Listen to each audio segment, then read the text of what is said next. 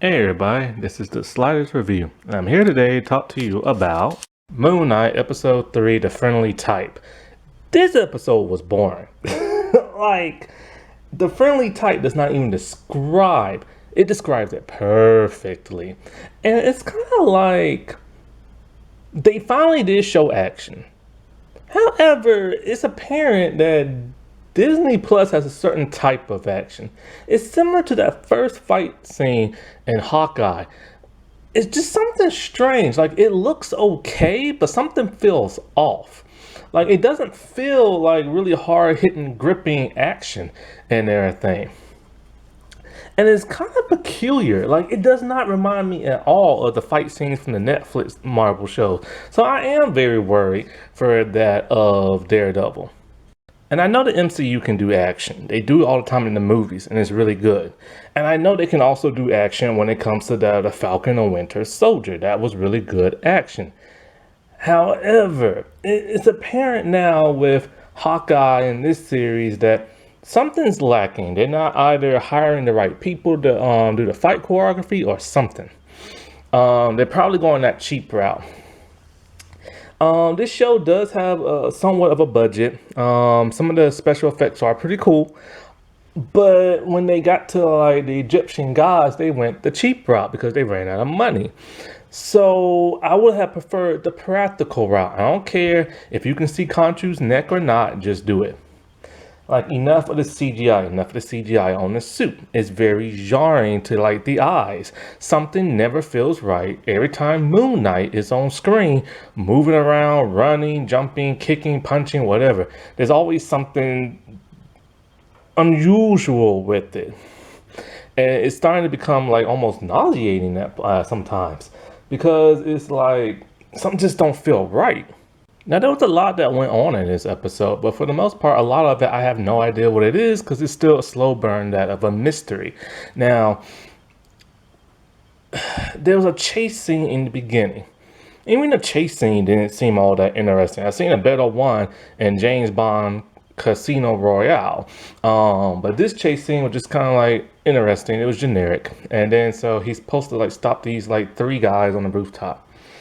And they all have knives and they're getting ready to fight. And so Steven's getting ready to like whoop on them. So he fights them for a little bit, but then he starts hesitating and then he smacks somebody. And I'm just like, isn't this dude supposed to be ruthless? And then all of a sudden it does that thing where Steven's trying to talk to him, and all of a sudden it jumps to like another scene, a taxi cab scene. Mark has no idea how he got there. And then all of a sudden, he sees two of the three guys that he was fighting. And he just randomly sees them as he in a taxi cab driving around. Like, what kind of weird stuff is that?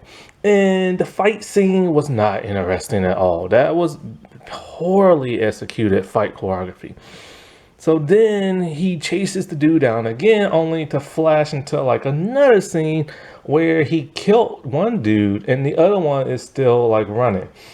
And so then Khonshu tells him, like, you know, don't hang him over like the ledge and he'll talk, even though he's young. And Mark's all like, he's young. And he's all like, he'll talk. So like Mark does it in a way.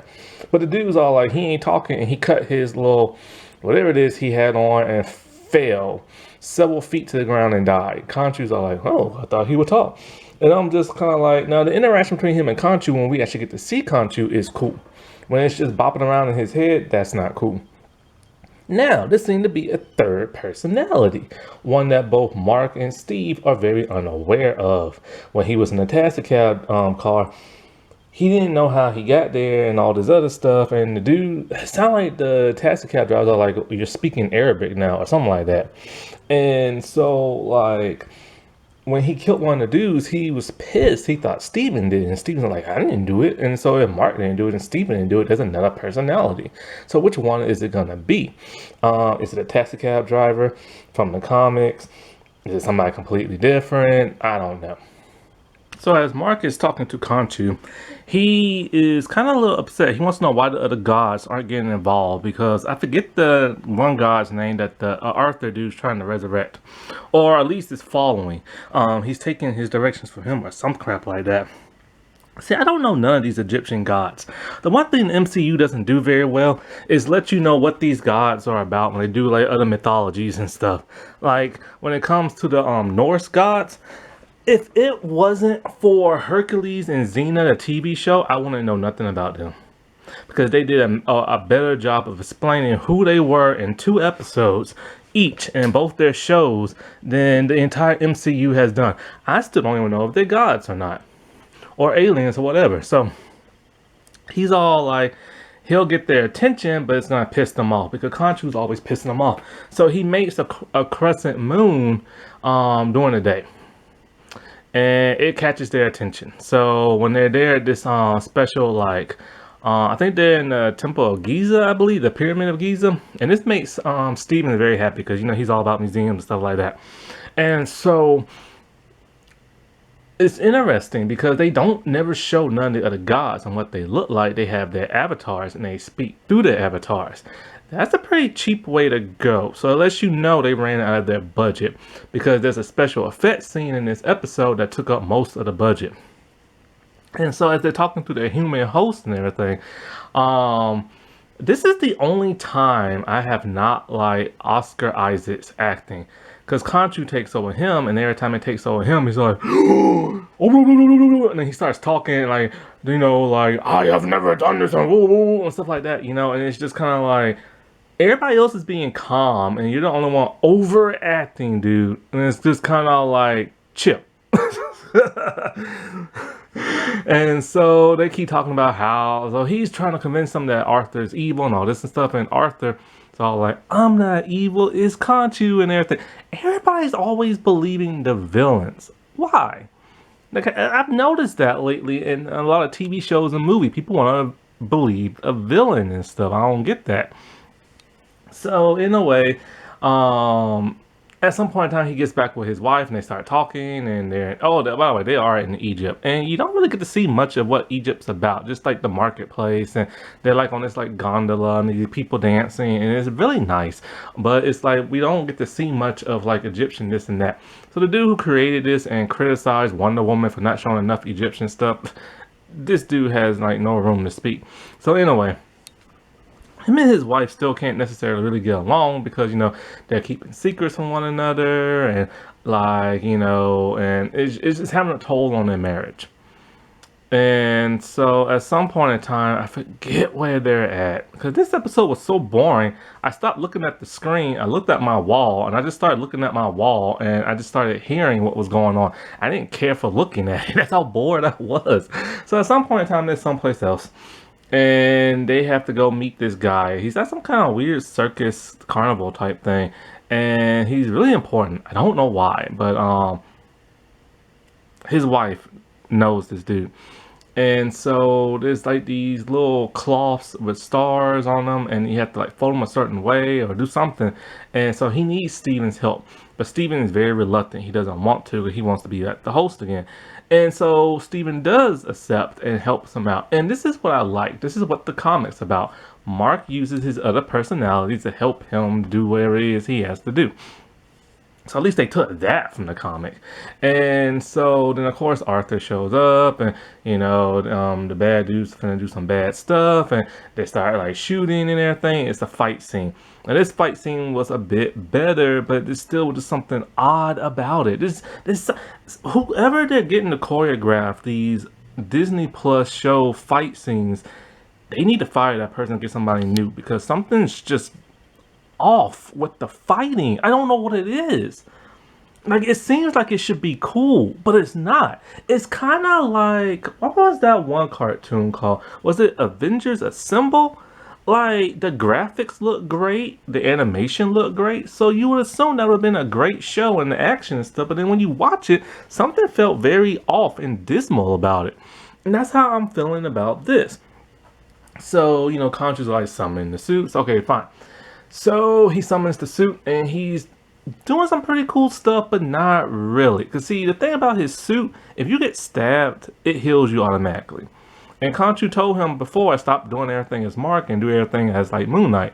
Which I don't even know if he's even called Moon Knight in this show. That's one thing that didn't bug me about all this comic book stuff. Villains and heroes aren't really called who they're supposed to be called. So anyway, Then I guess like Steven's acting like an idiot, and he takes over. And I think because Mark was being slightly too brutal, but not really like brutal. You know what I'm saying? So Steven takes over, and he's Mr. Midnight, and he's back to being a fool. I'm like, okay, guys, calm down and everything. So they start stabbing him. He's like, oh, well, you take back over. But here's the problem with this: when Mark turned into Moon Knight, he sees things that finna get dicey, and then it goes from a scene from his wife, and then you see everybody's like, where'd Mark go? And then they look up, and boom, there he is as Moon Knight. They didn't even show the transformation. They don't even have a budget for that. Power Rangers does that. Power Rangers has enough budget to show people morphing. Either they use stock footage, which they really don't do that much no more, or they now do it on screen and live and everything, and so like you can see it like and stuff, and it's like they have the budget for that, but y'all ain't got the budget to do that. Like, what the world, man? And it's pretty sad when Power Rangers can do it and you can't. So he gets stabbed, and then he makes Mark take back over, and then this is how pathetic this is. His wife, when she's fighting, she's more brutal than Moon Knight is. She takes off her little necklace thing, which are like tiny little dagger thingies, and she stabs a dude in the upper part of his chest. There's no blood, but at least she stabbed somebody. That's who Moon Knight's supposed to be. So, at some point in time, like I said, I don't really remember now what happened. Also, I watched this much earlier, and I just got through watching Scream 5, and I'm very sad. I'm sad. That movie sucked. And so now I'm just in a dismal like mood and everything. And so at some point in time, he's talking to Conchu again, and he's with his wife, and Steven has now taken over because they need his help because he's the only one who knows about this artifact type stuff, and Mark doesn't want to give over control because he knows Steve won't give it back, but he does it anyway. And Steve, now we got a problem. Now there's gonna be a love triangle because Steve just happened to gaze at Mark's wife and with puppy dog eyes, and she did the same thing back. Ugh, not this bull crap. So anyway, he's more than thrilled to help out with the whole like artifact type stuff, and apparently there's something she wants to scan on her computer thinking she can find a location, but it won't work. And so apparently you need like the stars in the sky to help something like that. It's something that happened on a night many years ago, and Conchu remembers what happened, and he said he has the ability to move, I guess, like the stars back or whatever, back to the time of whenever that event happened, but it's gonna cost him. It's gonna piss off the other gods, and they're gonna imprison him. And he tells Steven, like, when this happens, make Mark free me. So I don't think he's turning back time per se. I think he's just turning back the stars and stuff, and he does that. And it's a pretty cool effect. She's able to scan what she needs, and she finds the location. The bad dude does his like talking thing, and then like it ends. Why? Because the gods have now imprisoned Conchu in a teeny tiny piece of stone. And like the bad dude, he talks to him a little bit, and this was just a boring episode. Like, what was really the point in any of this other than getting that map and just talking to the gods through their avatars? There was no point of this episode because nothing of significance happened. We don't know who those dudes were in the beginning with the knives. We don't know what information they had. It was just a pointless, stupid episode. And I'm getting really tired of this show. And I hate saying this because this was one of those shows I was really looking forward to. And it's not worth it in my opinion. A lot of these Disney Plus Marvel shows or MCU shows just are not worth it. And now I'm finna get ready to rant about Scream 5. Alrighty, well, I'll talk to y'all later. Bye.